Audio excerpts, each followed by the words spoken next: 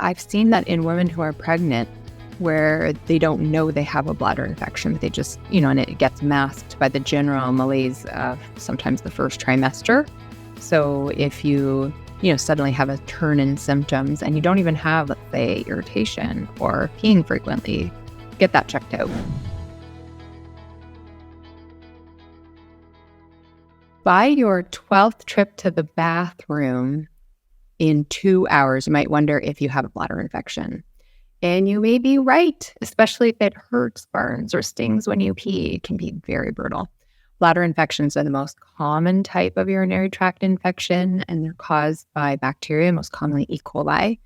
And they lead to problems like pain in your lower abdomen, your belly, and you have to pee more often.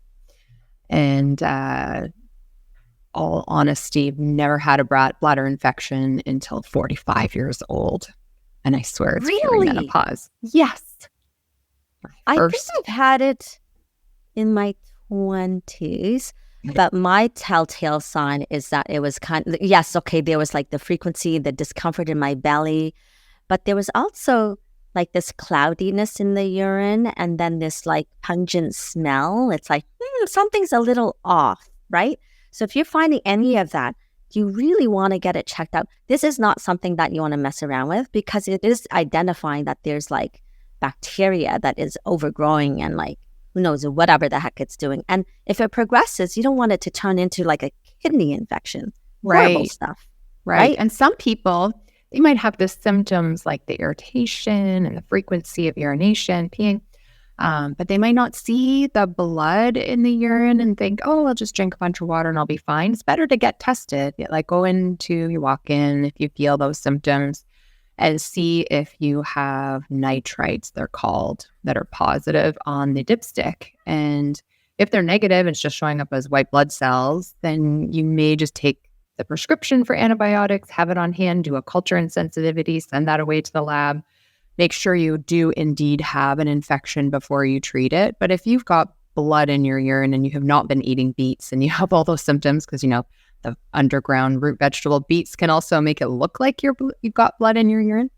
If you have a frank bleeding urinary tract infection, you definitely would want to treat it even without waiting for the culture and sensitivity because it can be excruciating. So you know what? I love it that you mentioned the beets. Have you ever had beet pee? Yes. Yes. Okay. Beet pee, beet poo. Yeah. Beet pee, guys, it's real and you guys need to know about it because it's like quite startling when you see this redness in your urine and it's actually coming from the beets. And it pertains to more of a deficiency. Do you remember? I don't remember offhand what the deficiency is actually. But it pertains to some deficiency, not severe, but like but it's real and it doesn't mean that you have a UTI.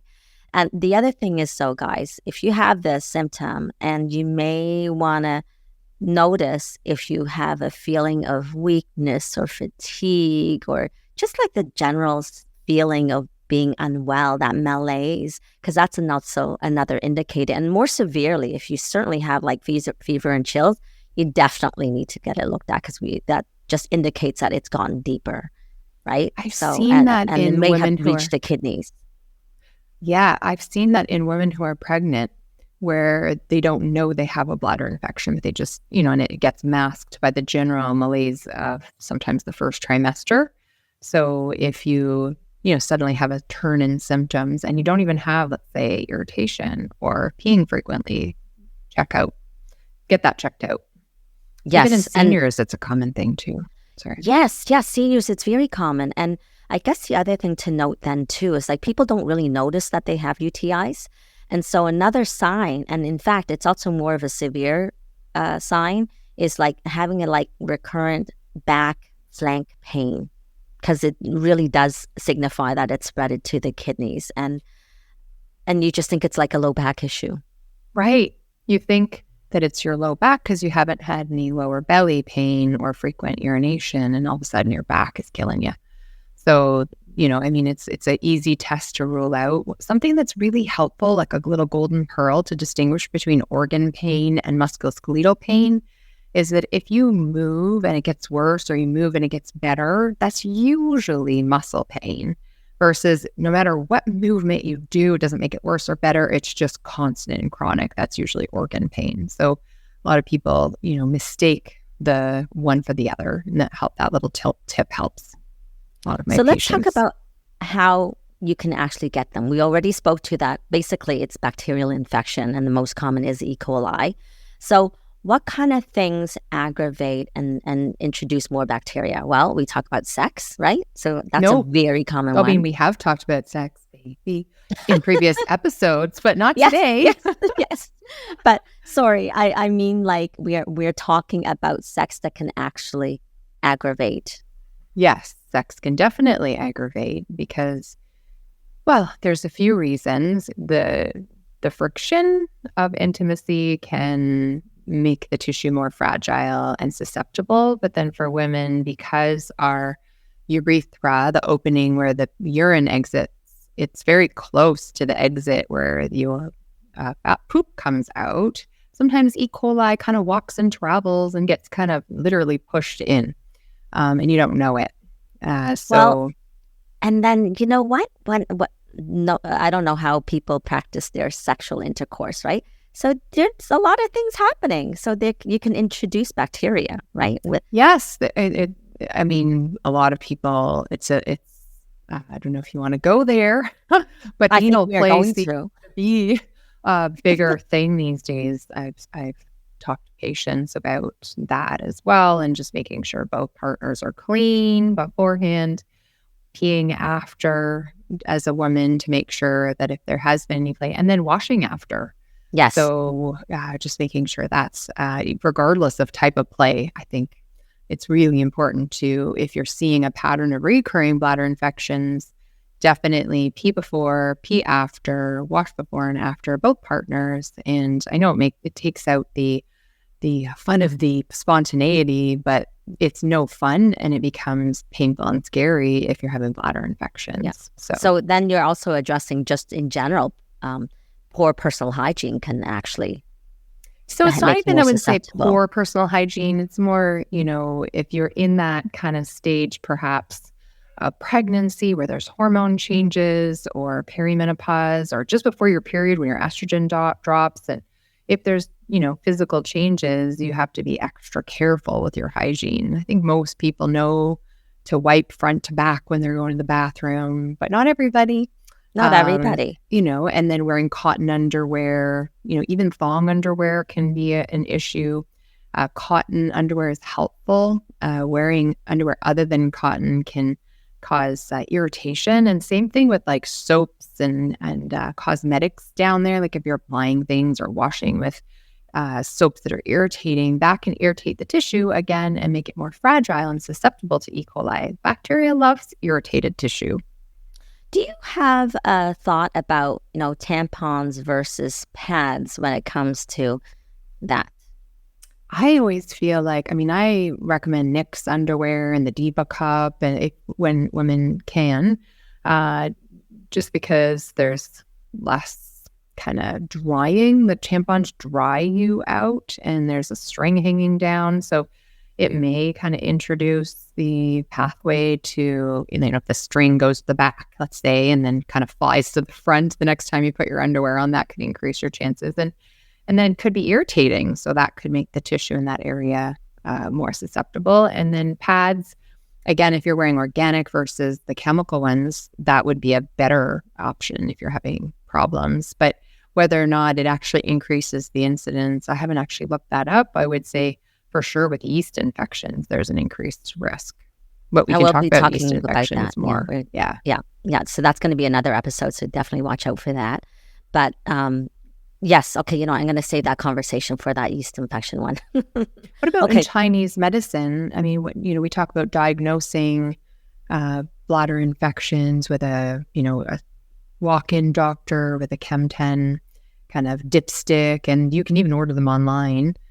Those dipsticks if you're concerned, but you might have to get help with interpretation and or sending your urine away in a cup for a culture and sensitivity where they're telling you what bacteria are present, what antibiotics will work. Because there's a lot of resistance with bacteria saying, I'm not going to be dead by that antibiotic. So you have to be very specific about which antibiotics you take.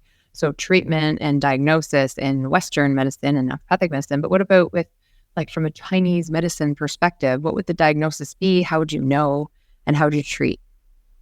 Well, the diagnosis, a lot of it is based on symptoms. But then when you see a traditional Chinese medicine practitioner, we do look at the tongue, we do look at the pulse, because it basically is a reflection to the inner state of the body. And typically when you have an active infection, and if I know the patient, it's like, your pulse rate is actually quicker, right? Because it's a sign of infection or inflammation. The tongue may be more red and more swollen. And that is, by the way, the tongue is the only internal muscle that is visibly seen. So it's reflective of the inner status of the body, right? So you need a trained eye for that. And it may have like a tongue coating. The coating is also reflecting that there's a dysbiosis. So it's an imbalance of the body's body fluids, which includes the bacteria, right? This system of medicine has been around for over 3,000 years. So, it's way easier to get the Western scientific, like just the urine test. That's just easier, right? But it can be confirmed through Chinese medicine. So we do live in the West. So I always like to get the confirmation of either way. And then there's great ways to treat it through herbal medicine, more so than acupuncture. Although the acupuncture, I've treated people and it was sufficient to do it on its own, but that much better when you add in Chinese herbal medicine. For acute infections or more kind of preventative? Very good. Well, so I've had, I remember this one lady, she came in and she's like chronic, all the time around her period. She would get no fail for the past 20 years UTI, right? And she would do things here and there. And then after we treated her with acupuncture to deal with the pains and stuff, that was very helpful. But then the herbs was the one that really made a difference in terms of not getting it recurrent, right? Right. And was she actually getting back to her infections, or was it more kind of she had a bunch and then now she had irritation, like that interstitial cystitis kind of? Yes, right. It's more of the interstitial cystitis is what I suspect. Yeah. But just so you guys all know, about 50 to 60% of women will experience at least one UTI in their lifetime. And then for the women that are recurrent, and by the way, I say women because it's more prevalent with women than men, but men get it too. Right. And so 20 to 30% of women will get these recurrent UTIs out of those, say 50 to 60%. So that's prevalent. That's a lot of people. Right. So it's important. This information is super important. So you've already addressed, ways to diagnose it. And so I said it in terms of Chinese medicine, but then, your symptoms are a key. We need to really acknowledge and notice our body's signals, right? Don't wait for really severe symptoms. If you're just finding that you're peeing a lot and you have cloudy urine, it's go get it checked out right away.